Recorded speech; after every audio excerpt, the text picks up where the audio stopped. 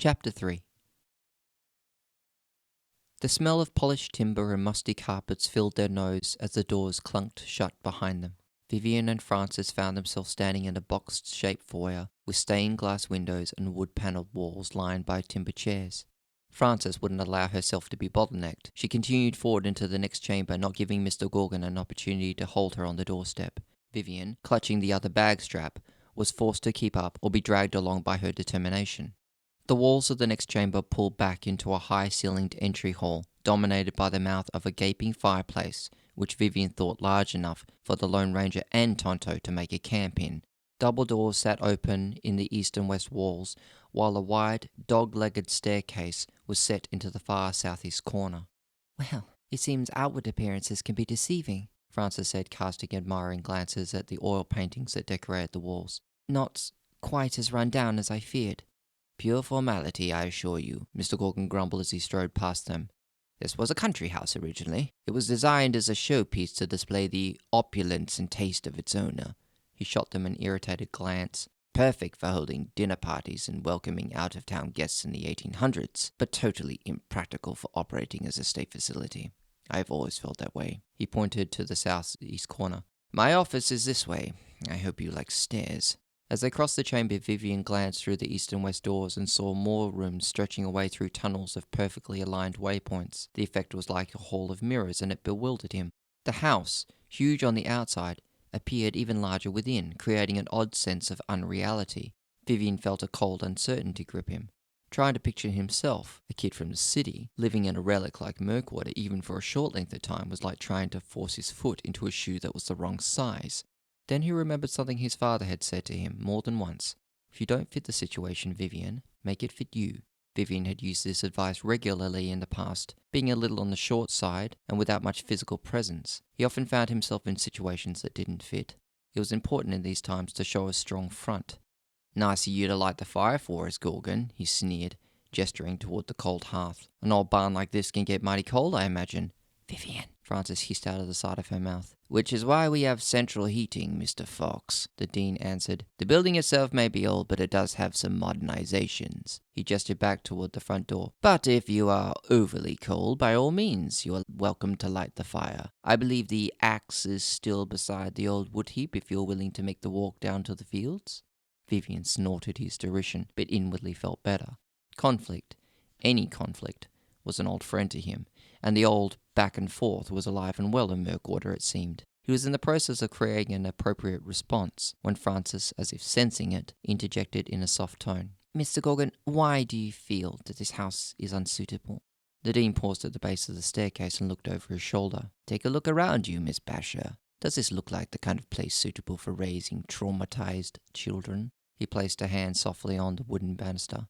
"A private investor bought this house from its original owner, an industrialist, sometime in the early 20th century. The state went into partnership with that investor, who then converted it into an orphanage. The original faculty who worked here did what they could." He straightened and began marching up the stairs. "But they were then, as we are now, never really flush with funds. They had to make do with some crude renovations to make room for all the extra children, particularly in the wake of the Second World War. As such, Mirkwater remains only partially suitable for its role."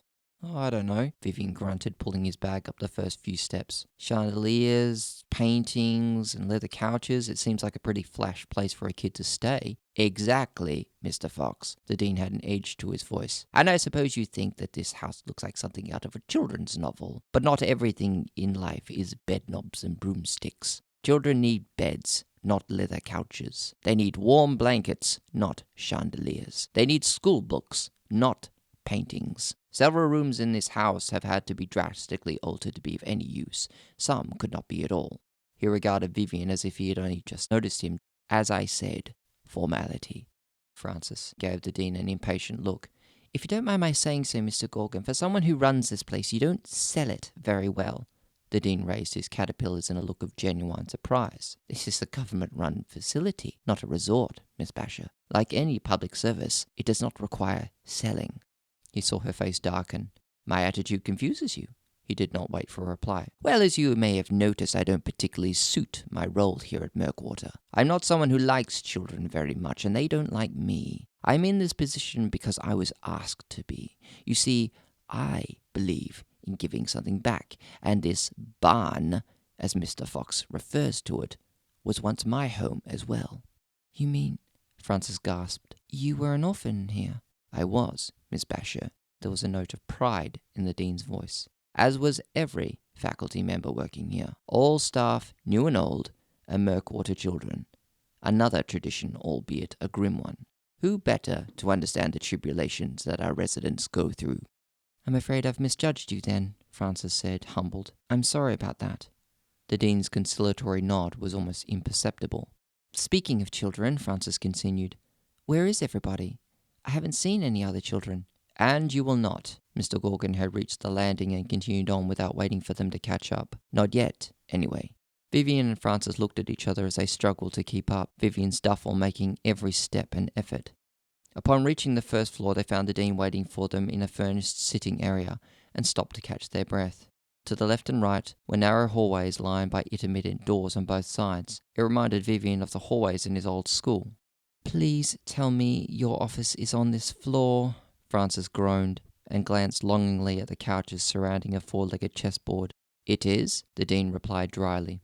"Hey, Gorgon," Vivian said, "how many floors in this place?" 3 plus the ground floor, Mr. Fox." Vivian shook his head. 3 floors high, and no one had the brains to put an elevator in this dusty old barn. "It may surprise you to learn someone did." The dean's eyes narrowed a fraction. "Some decades ago, in fact. But it was vandalized and is no longer operational. The state does not feel obliged to fix things that will only be broken again by small hands." Frances stared down the east and west hallways. "This place is enormous. I'm surprised you don't get lost." "One gets used to it," the dean explained. "This is the south wing. Here you will find the faculty offices, including mine. The east and west wings have been fashioned to serve as classrooms, while the north wing contains bathrooms and such. The cafeteria is located on the ground floor in the north wing. I trust, Mr. Fox, you will have no trouble finding it. Most of the children don't." "Where are the children's rooms?" Frances asked. The dean pointed to the next staircase. "On the 2 floors above." "And your office is—" The dean moved forward and stood beside the nearest panelled door. Black engraved letters stood to attention against a polished brass title plate. "The one with my name on it," he said, curving his thin lips. "Well," Vivian said in a loud voice and tugging the strap free from Frances's grip, "if you grown-ups want to talk about details, that's fine, don't mind me. I'll just take myself into a room, okay?" "Just a few minutes, Vivian," Frances said, looking worried. "Then you can walk me out, okay?" "Of course, Mr. Fox," Mr. Gorgon nodded. "Make yourself at home. After all," his smile became a grin showing crooked teeth, "that's what it is now."